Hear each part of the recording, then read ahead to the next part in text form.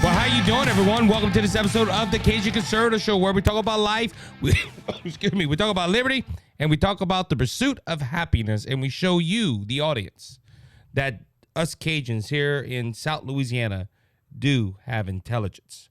Hope you're having a good day, good week, wherever you're located. Just remember that this is the day that the Lord has made. You should rejoice, and you should be glad in it. It could be worse, ladies and gentlemen. I talked to a friend the other day, and excuse me. He made the remark about his truck. And he was like, man, my truck is messed up. My truck is this, my truck is that. He's like, life is just rough. And I told him, I said, it could be rougher than just a broken truck. You know, there's some people that are in hospice care. There's some people that are going through trials and tribulations all over the place. So a broken truck, or you having a bad day of something that might not matter, hey,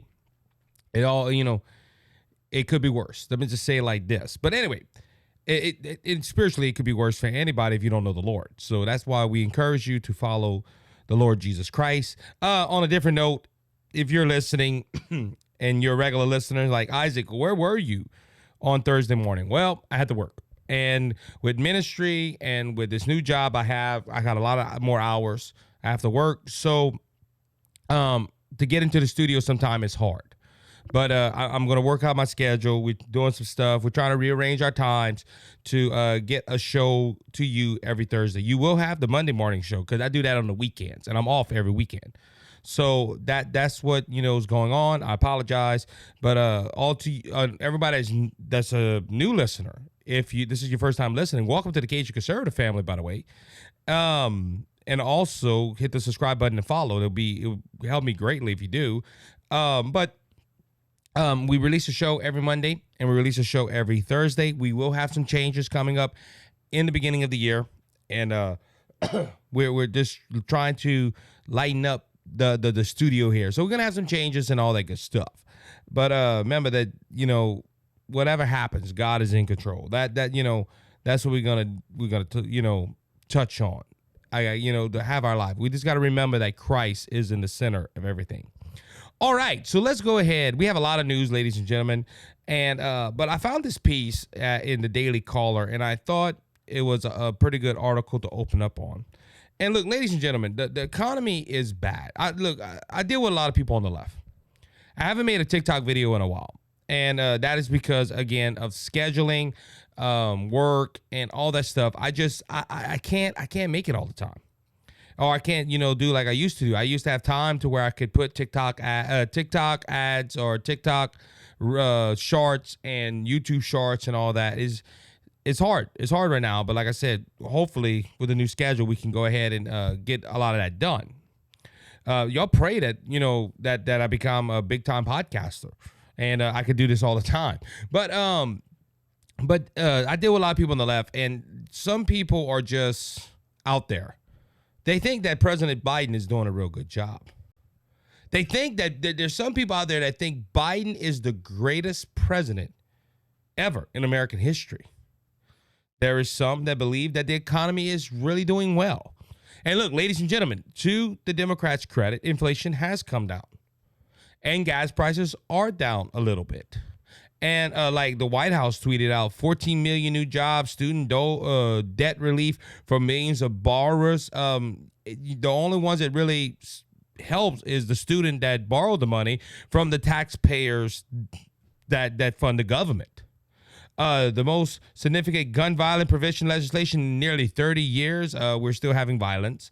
Low prescription drugs, healthcare, and energy costs. Forgets that Donald Trump put those wheels in motion, and the White House put the President Biden is delivering for the American people. That's from the White House, but this right here tries to quote some of the accomplishments of President Joe Biden. But President Joe Biden has brought this country down worse than ever been before.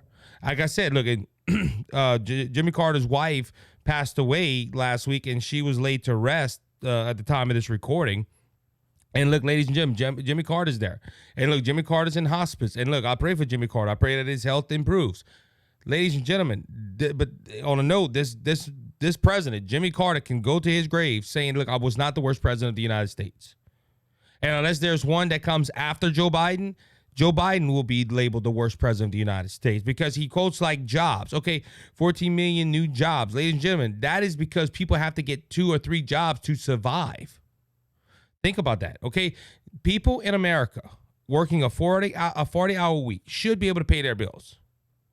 But they have to go get other jobs to try to bring in some income to support their family. Or the spouse of one has to go find a job because there's not enough money coming in to pay the bills. Lower gas prices. Yeah, gas prices are going down. But if you compare it to what Donald Trump brought it down to, it's not really that low. It's hitting an average. Inflation, the inflation number. The inflation is coming down. President Biden did so much to bring inflation down. Inflation, I think, is still over 6%. Yeah, but we brought it down from 9.1, and they forget that we were sitting at almost a 2% inflation under Donald Trump. So President Joe Biden brought up inflation to 9.1 and has brought it down. And now he's trying to say, look, we brought inflation down. But he was the one that brought the inflation up. Okay? And look, people say, well, no, that was Donald Trump. No, that was not Donald Trump. That was the 30-some executive orders, if I remember correctly, from the first day that he was in office.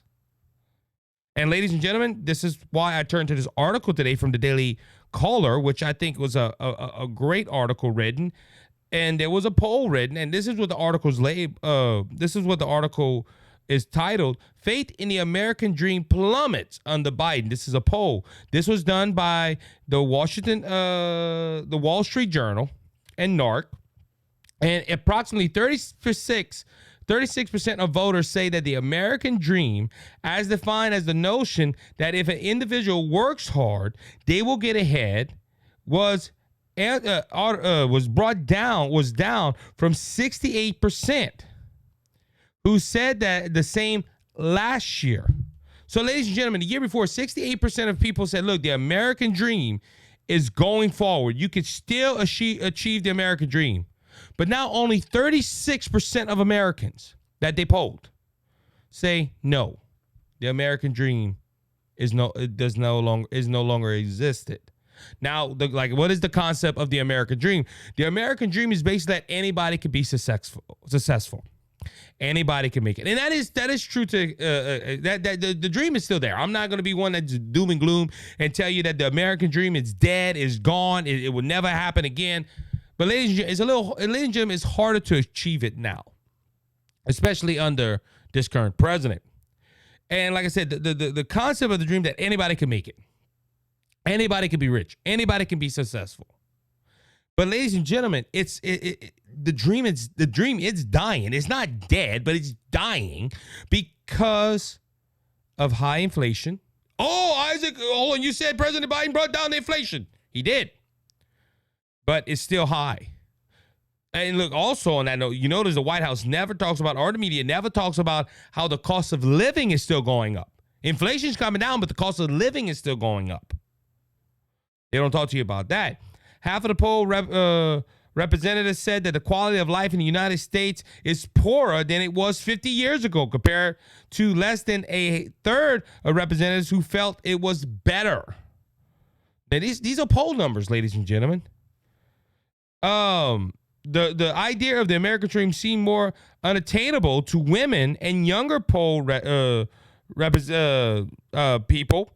According to the Wall Street Journal and NARC poll, compared to 46% of men, only 26% of women surveyed said they believe hard work would guarantee success, and only 28 of the people that took the poll is in the under 50 bracket felt the same, compared to 48 in the over 50% bracket. Additionally, only 35% of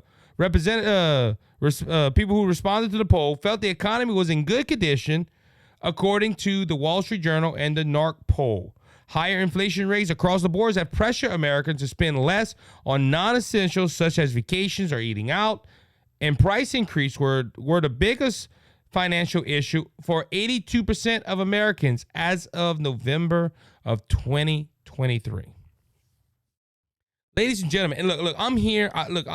I do talk about things that concern me on this podcast, a lot of political stuff. But ladies and gentlemen, the concept of America, the country of America, and what it was founded on was the premise that if you work hard, you will be successful. If you go ahead and if you strive to do better, you will become better, and you will do better financially, and just all across the board. You do better. But ladies and gentlemen, when I see a poll like this, especially from the Wall Street Journal, which is not friendly to conservatives, NARC is not friendly to conservatives. And people are feeling that the American dream is dying, or it has died. Why? Well, ladies and gentlemen, all the reasons I quoted earlier: high inflation, gas prices being high. Yes, I will give you facts here. I won't give you. I won't shade something like we're going to talk about another commentator and writer later on. I won't hide certain things to prove my points. I will tell you, look, the inflation has gone down. Gas prices have gone down.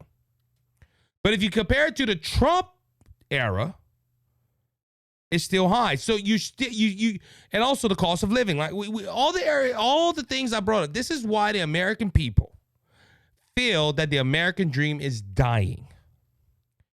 It's not because it's not because they just, we're conservative, we're going to keep our money. No, ladies and gentlemen, people are living paycheck to paycheck in this nation.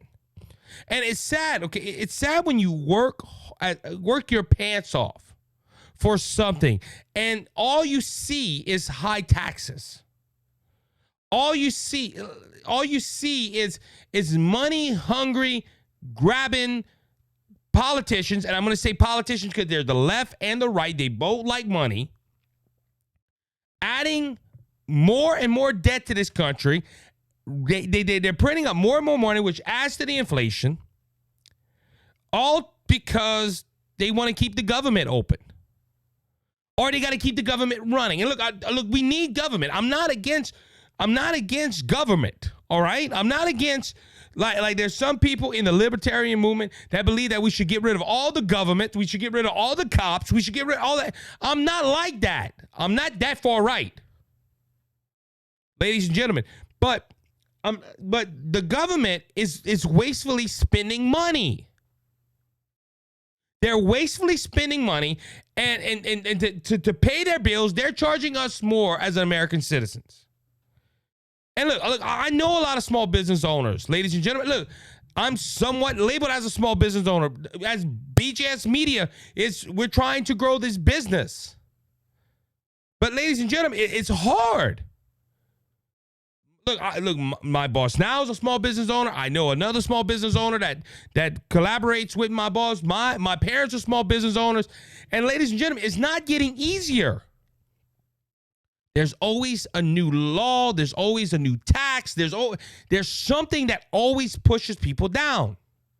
And this is why, according to this poll, majority of Americans believe that the American dream is dead. And ladies and gentlemen, it's sad. Faith in the American dream plummet under Biden. This is what this article is saying. Now, I'm not trying to glorify Trump. I'm just stating facts here. Ladies and gentlemen, people were they had money under the Trump administration.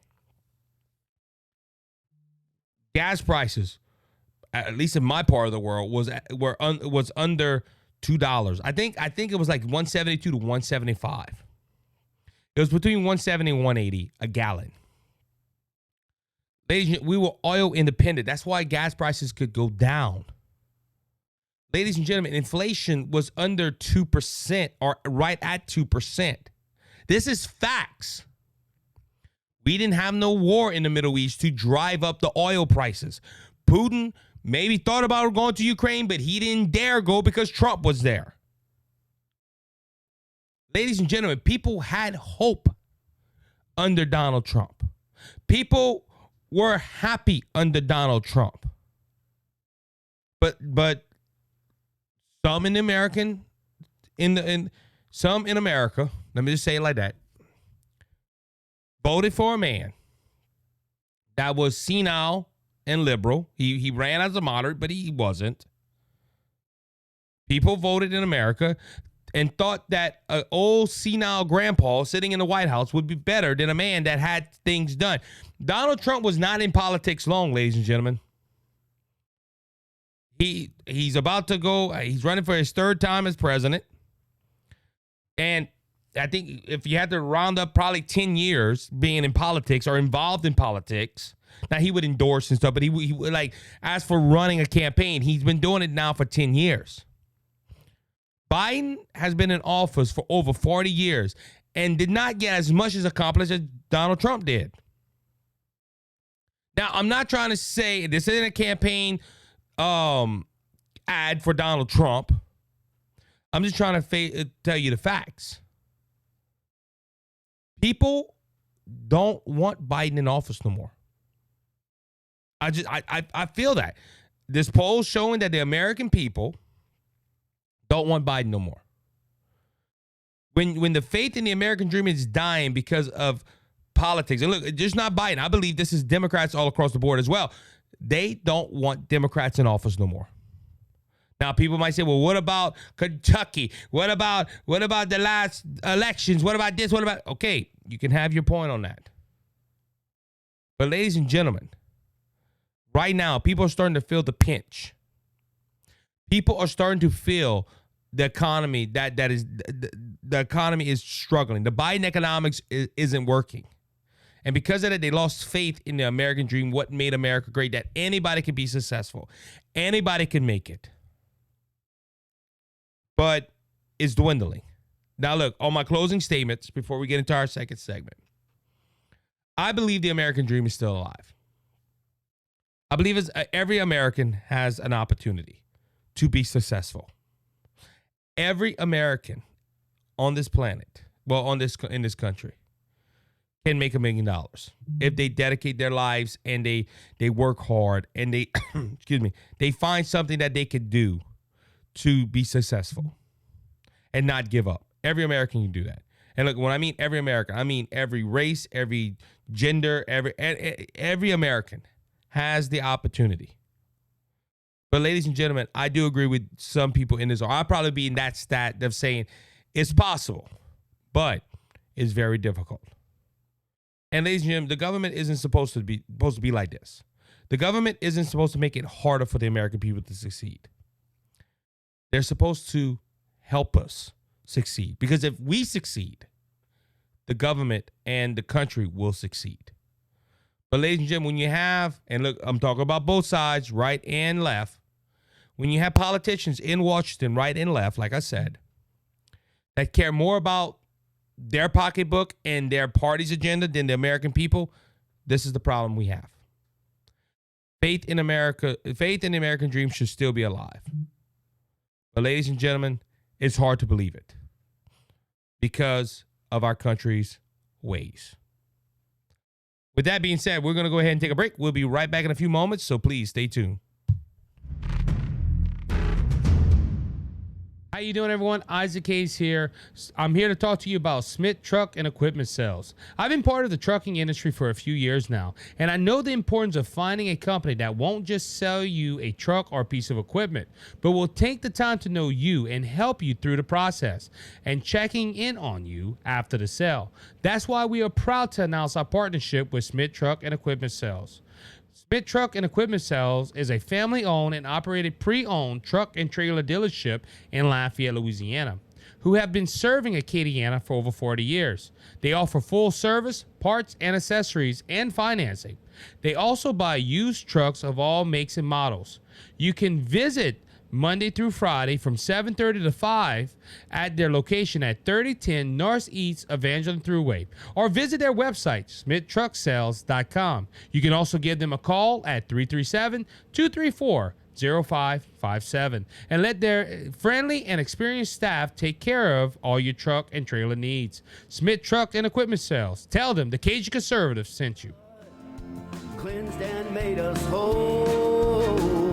Not one hoof, not one soul. All right, everybody, welcome back to the second segment of the podcast. BLM leader endorses Trump. for 2024 accuses Democrats of racial policies. We're not stupid. That was a quote from the BLM leader. And it's not the overall leader, but it is, I believe, the one in New Jersey. It's Mr. Mark Fisher, who is the co-founder of Black Lives Matter in Rhode Island. So he went ahead and endorsed Donald Trump. Ladies and gentlemen, you know it's bad, okay? When Black Lives Matters co-founders are starting to endorse Donald Trump. Now, I can hear some of you that are on the left. Well, hold on. Y'all condemn Black Lives Matter. Y'all condemned it. Look, maybe they saw the errors of their ways. This dude did, at least. But it goes back to my last segment where we talked about the American dream dying. Ladies and gentlemen, the American dream is not dead, but it looks like it's dying, that basically. And ladies and gentlemen, for hardcore Democrat leading organizations to come out against the Democrat Party, that means they don't like the Democrat Party. And ladies and gentlemen, this is, like I said, this was a big story when I saw it. And ladies and gentlemen, it's getting bad out there when Black Lives Matter starts voting for voting for Donald Trump. On that note, on the Monday episode, we will be talking about the debate that's going to be happening at the time of this recording. We're recording on November 30th, and I'm going to release it November 30th before the debate. But the debate that I've been anticipating, and I can't wait to see, Ron DeSantis versus Gavin Newsom, on Fox News. And ladies and gentlemen, this is going to happen within the hour of Sean Hannity. Sean Hannity is moderating the debate, which I think is going to be awesome. My only concern for the debate, I just hope Sean Hannity don't go ultra conservative with this debate. And what I mean by that is because, look, I'm tired of seeing debates where moderators that are ultra left and they go ahead and they crucify the candidates. Now, Gavin Newsom and Sean Hannity are friends. They have a difference of opinion on a lot of stuff, but I believe they're friends. And this is why Gavin Newsom agreed to this debate. And Ron DeSantis loves Sean Hannity. I just hope that Sean Hannity does the right thing and asks neutral questions, but do not stray away from the issues. Now, this could be potentially a preview of a Ron DeSantis versus Gavin Newsom presidential debate. Why do I say that? Because, ladies and gentlemen, we're seeing that Biden is stumbling. Biden is not having a good time right now. His poll numbers are down. I don't think he makes it to the convention. I'm not talking about him passing on or anything. I'm just saying I don't see him making it as a candidate to the convention. There's a congressional leader that is running against him for the Democrat Party. You have Robert Kennedy that's playing a role in the numbers. There's a lot of factors here. I don't see Joe Biden making it. I could be wrong, but I don't see him making it to the convention and becoming the nominee. On the other hand, there is some other people like Gavin Newsom, Michelle Obama, and others that if Biden would say, I am not running, guess what? Those people are going to go in there. And look, I believe Donald Trump will be the nominee of the Republican Party. But if something would happen, I think it would be Ron DeSantis that could get enough votes. And I just see this as a potential for a 2024 presidential debate if it's Gavin Newsom and Ron DeSantis. I can't wait to watch it. I can't wait to bring it out. I already know I'm going to talk about this on the next episode, so I went ahead and I'm just giving you a heads up of what we're going to be talking about on the next episode of the Cajun Conservative Show. All right. Deadspin writer torch for accusing child of blackface at a Kansas City Chiefs game. Now, ladies and gentlemen, I never been to an NFL game. If I ever had the opportunity, I probably would go.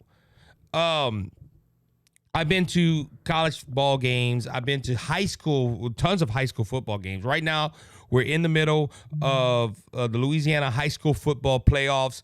It is semifinals this week. There's two teams. I'm hoping that goes to the Mercedes-Benz Superdome.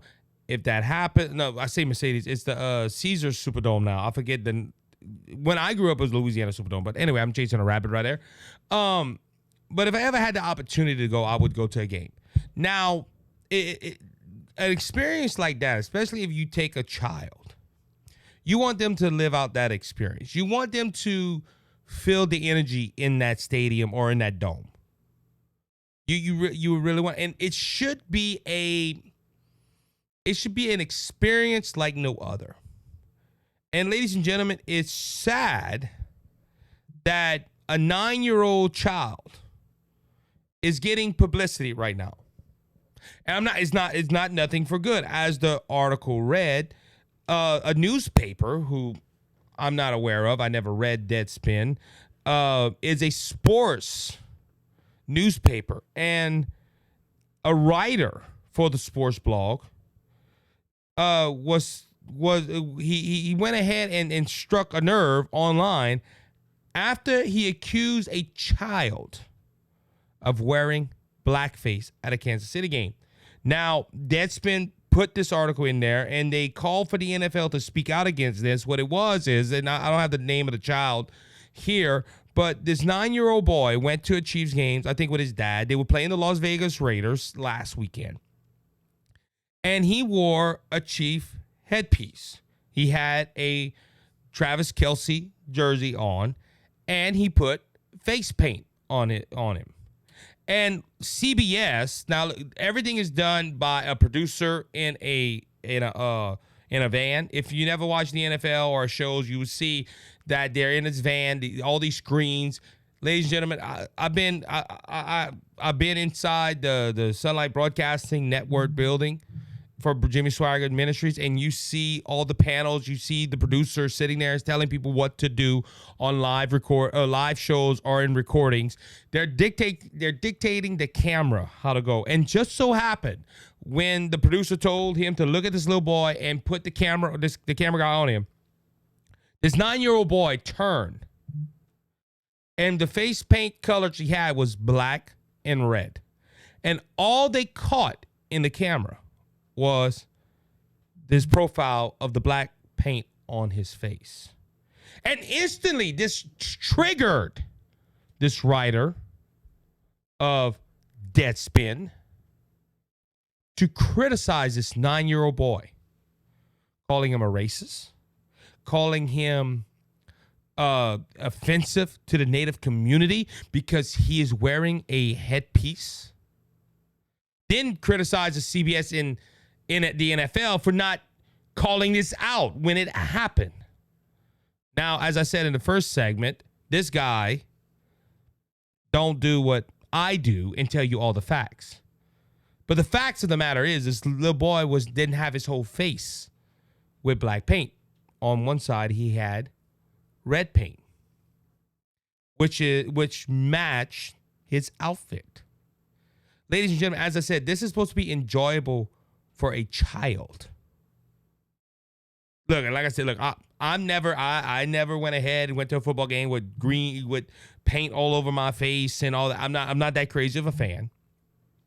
But 9 out of 10, if I would go and my kids would say, hey, can we wear some Saints face stuff on our face? Ladies and gentlemen, I would let them go. Now, look, I'm glad this wasn't a Saints game. Talking about that, because the Saints are black and gold, and it would shock the world that they would get a Saints fan wearing black and gold face paint. Is that will he? And I'm asking the question. It is hypothetical because it would never happen, because the Saints are named after a Christian. A Christian name, Saints. We call ourselves the Saints of God, and that's because of New Orleans history and all. But they're called the Saints. Oh my goodness, are they offending the Catholic community because they're wearing black and gold face paint? And look, first off, this child shouldn't have even got targeted. This is scum of the earth when you go after a child. And ladies and gentlemen, like I said, so he didn't show the whole picture. He didn't show the red paint. When he got to the red paint, he said, well, it's more offensive because now he's offending the Mexican community. Ladies and gentlemen, and look, I didn't do it. but Dan Bongino did it. Dan Bongino, I just saw an article where Dan Bongino wore the exact face covering on his podcast and said, look, I'm giving you the double barrel finger. I'm not going to do it here because I don't believe in doing that. But ladies and gentlemen, attacking a child. Now, like I said, this is 9 years old. The parents of the, I think it was Fox News that did a report on it. No, correction, not even Fox News, Jesse Waters. Young Chief fans and dad responds to blackface claims, never meant to disrespect any Native Americans. But it was also said that the family is Native American. Oh, you see, and look, Deadspin did not print a retraction out of this. Ladies and gentlemen, and first off, like I said, a child should not have to go through this. A family should not have to go to a game that's supposed to be enjoyable and fight this after. It should be a game where you're going to watch your, I'm going to quote right, your football team and enjoy it.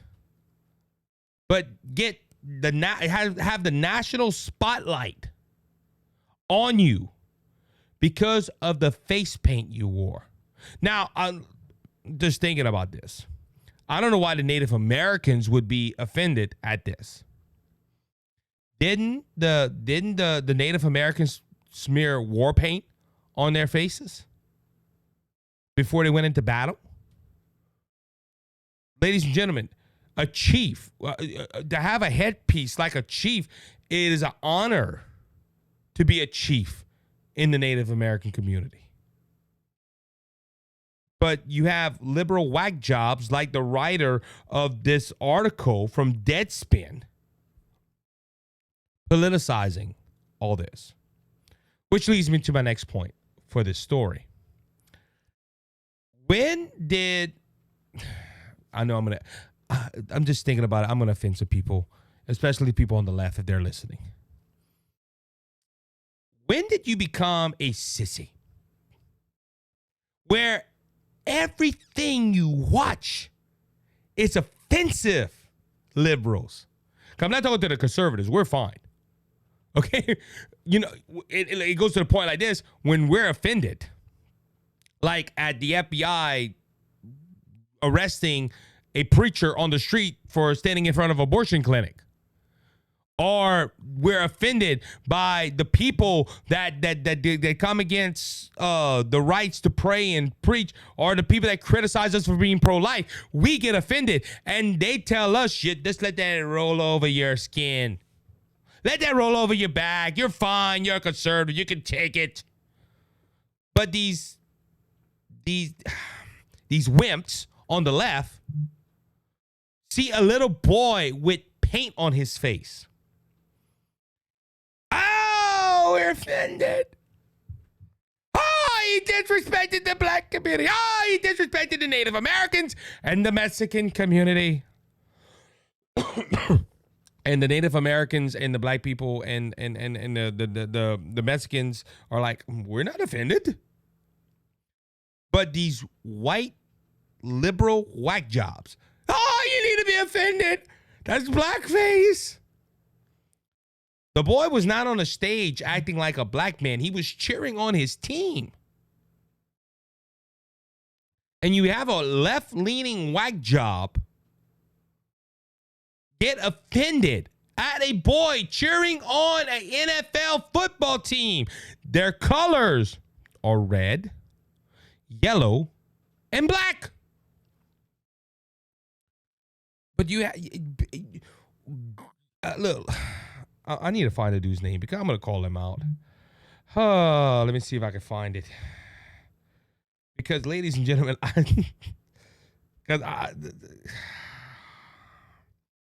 the writer was Corin Phillips.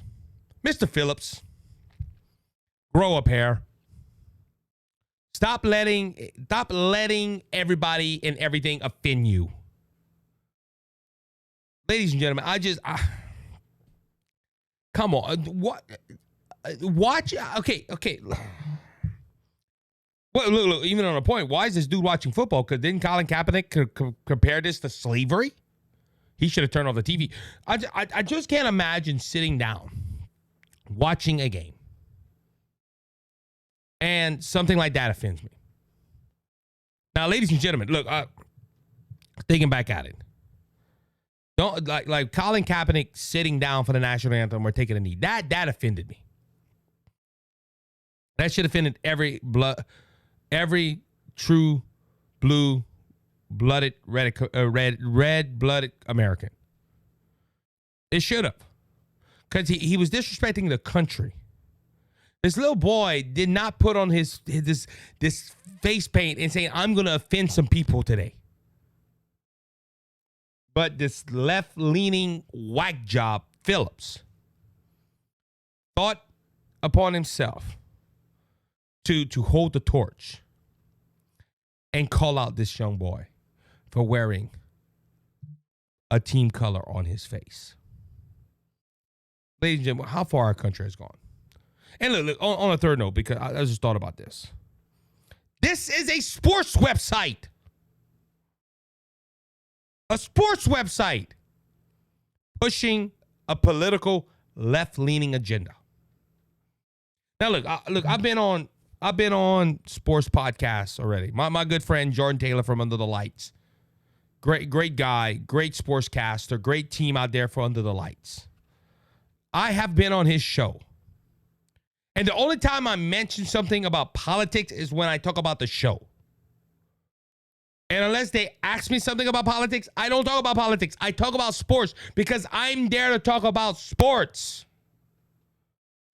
Why the heck is Mr. Phillips writing about a fan in the stands? Excuse me, a 9-year-old boy. Stick to the issues. Talk about Taylor Swift and Kelsey, which that has nothing to do with sports, just because of Travis Kelsey. Ladies and gentlemen, this is look, cancel culture. You need to stop. And I'm gonna say, look, anybody, any left-leaning person. I normally don't do this, but I will do it now because I think it needs to be said. Phillips, open the door.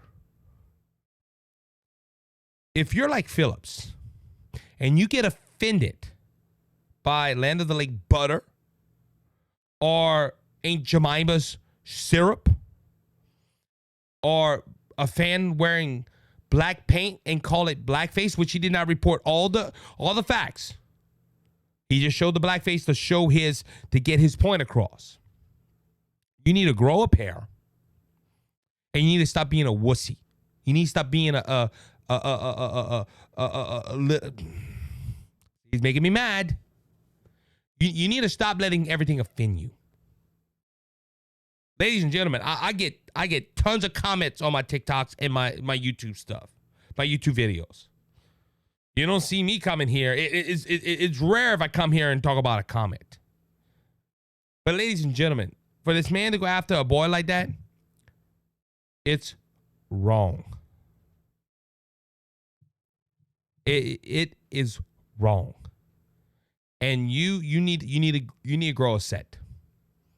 You need to put your big boy pants on and to let that roll off your back. Especially something this innocent, making something out of nothing. With that being said, we'll be right back in a few moments, so please stay tuned. How you doing, everyone? Isaac Hayes here.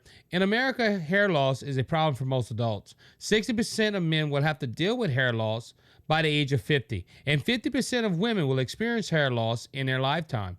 Now, some people may not worry about the receding hairline, but if you are, I want to tell you about HairClub. HairClub has 40 plus years dedicated to restoring hair and rebuilding confidence. They have over 650 expert consultants and 120 locations across America to help you on your journey to stop your hair loss. If you would like to see what HairClub can do for you, go to the description of this episode and hit the link to their website and schedule an appointment with one of their consultants to get you what you need to restore your hair. Remember to use the promo code BGSmedia10 at the checkout to get 10% off the price. You're my peace of mind. when this old world seems to get me down. All right, everybody, welcome back to the third and final segment of the Cajun Conservative Show today. Yeah, you on the left. You think you're big and bad because you're going after a little boy wearing face paint. I just you need to get your big boy pants on. You just need to get your big band. That upsets me. It's something that small. Look, there is a lot more in this earth that we can focus on. Okay? There is a lot more on this earth that people could take, spend their time doing better than criticizing a child. It makes me mad. It makes me a 9-year-old boy. That morning of the game, I don't know if this is true. I haven't heard the article from. I haven't heard the video, heard the interview with Jesse Waters. But I'm just saying, that little boy probably woke up that morning just saying, "Look, I'm going to a game, and just not any game. I'm going to my favorite team's game, and I want to be decked out." I could see the dad taking pictures. Oh, look how cute he looks. And you wake up on Monday morning, you have a left-leaning baboon write an article attacking your son, and your son is plastered all over the television. Could you imagine that little boy? Daddy, I didn't mean to do anything. I didn't mean to do anything wrong. But that's like the left. You can't hurt their feelings, but heck on your feelings. It don't matter how old you are. If we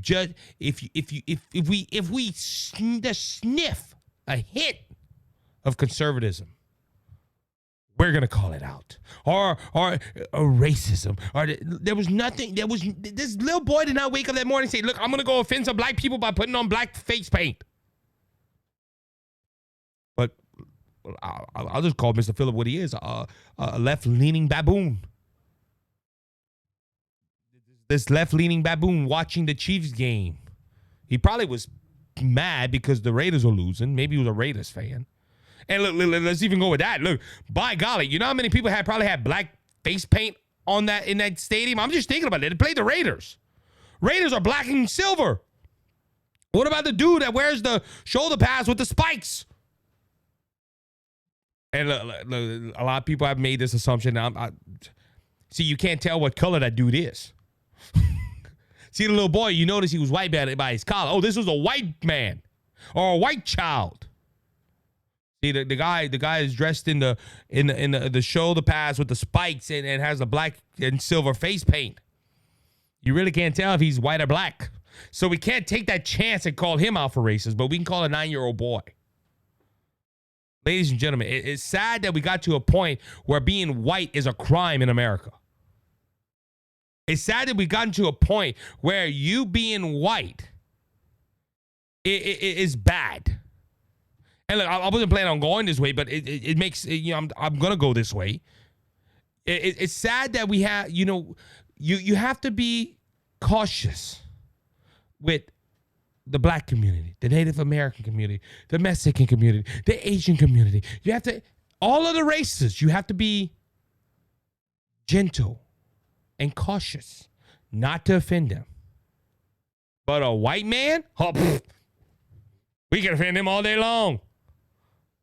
Ladies and gentlemen, like I said, there was no basis for calling this little boy a racist. But guess what? They did. And that's how the left is. The left don't care about your feelings. But by golly, don't offend their feelings. Don't call a liberal racist. I'm not racist. But they can call us conservatives that all day long. It's sad. It's sad that we live in a country like this. All right, so let's continue. United Nations set to call on Americans, not the whole world, just Americans, to reduce meat consumption. Why? Well, they want to do this because the UN's Food and Agriculture Organization wants to stop greenhouse initiatives. and you see if I don't know how not eating meat does that, but according to them, it would recommend the nation that overconsumes meat to limit their consumption as part of the border to affect the reduce greenhouse gas emissions. The failure of leading meat and dairy companies to reduce emissions underlines the urgent need for more policy focus on the food and agricultural sector. Jamie Collar, the chair and founder of the FAR Initiative, a investing network that works with financial institutions to promote climate-friendly agriculture worldwide, said in a recent statement, food system emissions deserve a place at the top of the table along energy and transport, as they represent an estimate third of the greenhouse gas emissions and 40% of methane. He continued, investors helped the first ever publication of a food and agricultural roadmap at COP23 this month will culturalize the transition to 1.5 degree and more substance food system. So ladies and gentlemen, in the name of global warming, stop eating meat. And it's not, hey, I'm hungry, where's it at? It's, hey, where's the beef? In the field, because we can't eat them. Ladies and gentlemen, how stupid. Like I said, the UN has bigger fish to fry. No pun intended. They got more important issues.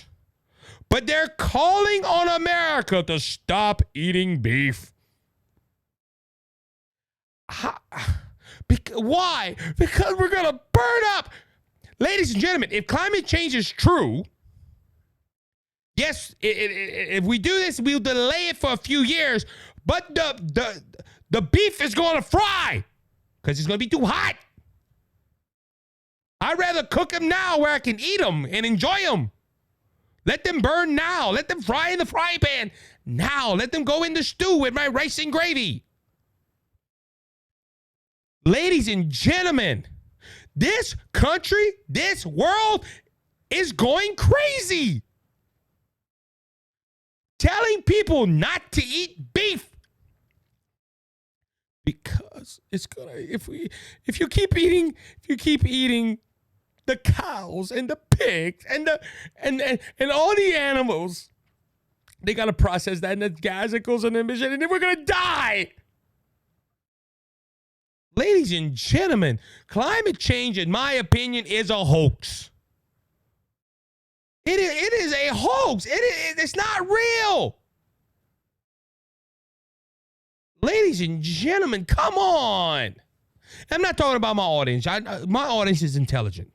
You're listening to this show, you're informed. But the UN, that we got a war in the Middle East. We got trouble in Ukraine. China's threatening to go attack Taiwan. What is their number one issue? Tell Americans to stop eating meat. Think about it. It's backwards. Ladies and gentlemen, eating meat will not stop climate change. Ladies and gentlemen, nothing's going to stop climate change if climate change is real, which I don't believe it is. Because, ladies and gentlemen, I read the book. I read the end of the book. This world will be torched by fire, but it's to refurbish the world, and it's going to be God's holy fire, not the earth burning up. Ladies and gentlemen, us stop eating pork chops and steaks will not stop climate change. But according to the left, and ladies, look, I'm going to a point with this as well. If climate change is real, why don't every politician go on the stage and say, we are vegans? Live by our example. Don't eat meat.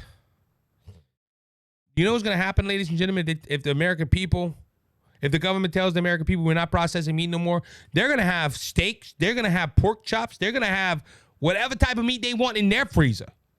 You know why? Because they live in the premise, we're the politicians. We deserve meat because we're saving the planet, and our meat consumption don't affect the planet. But you peasants, y'all citizens, y'all have to sacrifice while we don't. And that's what gets me mad about politicians. Y'all stop driving cars while we drive ours. Y'all stop flying in planes while we have our jet fueling up, ready to go to God knows where. Y'all don't eat steak while I'm getting ready to go eat my T-bone at the White House or the state building. And look, this is why people are upset at politicians. Because they're hypocrites. They don't talk about climate change and saving the planet, especially the left. They don't talk about that because they care about the planet. No, that's votes. I promise you, if more Democrats would say, hey, it's a hoax, more Democrat voters would say, hey, it's a hoax, and we're not voting for you because you believe in climate change. You're going to see how fast politicians change their mind about global climate change. What used to be global cooling, then global warming, now is climate change. All right, let's move on. I said in the last episode, ladies and gentlemen, that you couldn't trust a terrorist. And Israel went through their ceasefire. They extended the ceasefire for 2 days because Hamas promised to get more hostages out for more prisoners. They agreed to it, and it came out November 28th, which was Monday. Tuesday. The Israel Defense Forces said on Tuesday that terrorists have violated temporary ceasefire in Gaza after the forces came under attack in multiple locations. Ladies and gentlemen, I talked about it on the last episode. Was this a good idea to do? And I made my opinion very clear. No, it was not. Because I said the ceasefire would go ahead and it would turn back to hurt Israel because it would give the Hamas terrorists time to regroup, move their equipment somewhere else, and poor Israel would be in the crosshairs. And guess what had happened? I think the last day of the ceasefire, Hamas went ahead and attacked multiple locations with Israel forces. Now, Hamas has also said that Israel defied the ceasefire as well because they didn't give enough humanitarian aid to the people of Gaza. There's a big difference with not giving food and shooting people. But see, Hamas don't care. And look, Dan Bongino said it's a force. I don't believe it's a force. There is demonic spirits out there. I feel that these people are full of demonic spirits. For a person to take a gun and shoot innocent people, you have to have something wrong with you mentally. On a note, they also released a 10-month-old baby. Who in the heck kidnaps a 10-month-old baby? Except to try to care for it or get back at somebody. These people kidnap a 10-month-old baby that they had to take care of. Now, they released the 10-month-old baby, thank goodness. But who does that? Now, ladies and gentlemen, if I was Israel, I would tell them, hey, the time of ceasefires are over. We're coming. I can't think of his name. It was Tombstone. The actor that I'm trying to remember the actor that played Wyatt Earp on Tombstones. Kurt Russell. That's who it was. Kurt Russell. As Kurt Russell said in Tombstones, Israel should say, I'm coming, and the hell's a coming with me. That's what Israel should do. And ladies and gentlemen, this right here, this demonstration of not keeping the planned ceasefire should show Israel, hey, we can't trust these people. Israel shouldn't have let that many prisoners go. And I understand they were like, well, hold on, we're trying to get some out, we're trying to help. Look, we have 200 some odd people in still they were hostages. Now it's down to under 200. But ladies and gentlemen, in my opinion, Israel shouldn't have done that. But this just shows Hamas. But this is the people that pro-Hamas protesters are all over this country saying, we need to go ahead and make sure that Israel ain't being a big bully. And ladies and gentlemen, look, the media is good for this. Look, because I had an article and I was supposed to talk about it on the last show, I think, or on my week off, I brought it up. I was supposed to talk about it. There were 3 Palestinian men that got shot at. Now, I don't know the whole details. I don't know if they got hurt but they were shot at. And the media's first reaction was, this should be a hate crime. Where was those cries for hate crimes when you had Jewish students in a library, locked in the library in fear for their life? Was that a hate crime? But 3 Palestinian, look, it was wrong. Whoever did it, they shouldn't have done it. But it was just 3 Palestinian men get attacked. And the first words out of the media's mouth is, we need to not promote hatred. Will they be charged with hate crimes? Oh, I remember one article. Oh, it's getting too far now. We had Jewish people locked in a library in New York, and the media didn't even give it that much coverage. Look at the double standard. It's sad. All right, so I was supposed to go more into depth with this, but as I said, I started chasing rabbits. The Hunter Biden investigation, and this is the impeachment inquiry into President Joe Biden, is really getting tense. Hunter Biden agreed to a House Oversight Committee testimony. Now, it's supposed to be behind closed doors. When I first saw it, I was like, well, why not open? Now, there's a reason why the Republicans want to do closed door. They may be talking about sensitive information. They might be talking about top secret documents. We don't know. But Hunter Biden comes back and says, well, no, I want to open. I want it open to the public. And I'm glad the Republicans stood their ground. The Republicans told Hunter Biden he must answer questions behind closed doors before a public hearing. Now, ladies and gentlemen, we don't know what they want, why they want to talk to him behind closed doors. I would think an open public hearing would be better, in my opinion. But if Hunter Biden wants it, it's kind of shady. And I started thinking about it. An open public hearing, they can kind of dictate how things are going to go, or they could go ahead and make some, I don't know. It just, ladies and gentlemen, it's going to be bad either way, especially the Republicans. But for the Republicans to want to close their meeting, there must be something that's going on. But the bigger story is Hunter Biden agreeing to this. Now, he was subpoenaed, so he has to show up. If he don't show up, he'll be a contempt of Congress, and then there's a whole lot of legal issues and all that. But ladies, I'd like to hear what happens with this. Because I'm going to keep my eyes on this story, because there is, like, Town Hall put out a story, says breaking, Hunter Biden agrees to congressional testimony, but there is a catch. And it talks about, Hunter Biden is trying to play by his own rules instead of following the rules required of everyone else. They won't stand with House Republicans. That won't stand with House Republicans. Our lawful issues subpoenaed to Hunter Biden requires him to appear for a deposition on December 13th. House Oversight Committee James Comer released in a statement on Tuesday, we accept full cooperation with our subpoena for the deposition, but also agreed that Hunter Biden should have the opportunity to testify in public setting at a future date.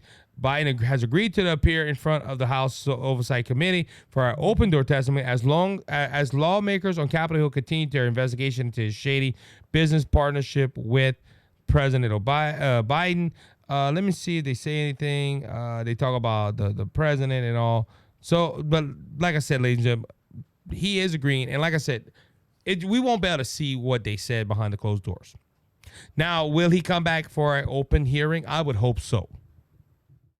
Because I would like to see the House Republicans questioning Hunter Biden and ask him about those payments that he got from his dad that were loans. And if he had any proof that his dad gave him the loans, like writing a check. See, if his dad would have wrote a check and then him paying it back, hey, we could say, well, look, there's a check that proves that he gave him a loan. But there was no checks, except the one being written to Hunter to Joe Biden. So we're going to have to see what happens. Like I said, I'm going to continue looking into this. But with that being said, that's going to end this episode of the Cajun Conservative Show today. We will be back. I want to go ahead and talk about the debate between Ron DeSantis and Gavin Newsom. It's called the Battle of the Governors, Red State versus Blue State. They're promoting it like that. We're going to see what happens. So I will be talking that 9 out of 10. I'll be talking about that on the next episode unless something major happens. But again, that's going to end this episode. I want to thank you, as always, for continually listening to this Cajun Conservative Show. Ladies and gentlemen, as I said, our rap came out for Spotify, and it gave me some good news. And I'm excited to see what the show has in store. At the beginning of the year, we are doing some changes. And I can't wait. I can't wait to see what happens with this show. But again, thanks to Smith Truck and Equipment Sales for sponsoring this episode of the Cajun Conservative Show. I'm excited to work with you guys. You are great partners. And until next time, be blessed, be encouraged. Remember, Jesus Christ is King. He's coming back, and he's coming back soon. Don't be faint of heart, ladies and gentlemen, because Jesus has already overcome the world. If you want to know Jesus, your Lord and Savior, reach out to me. I'll tell you how to make Jesus your Savior and heaven your home. Until next time, be blessed, be encouraged. You have a good one. And he is the open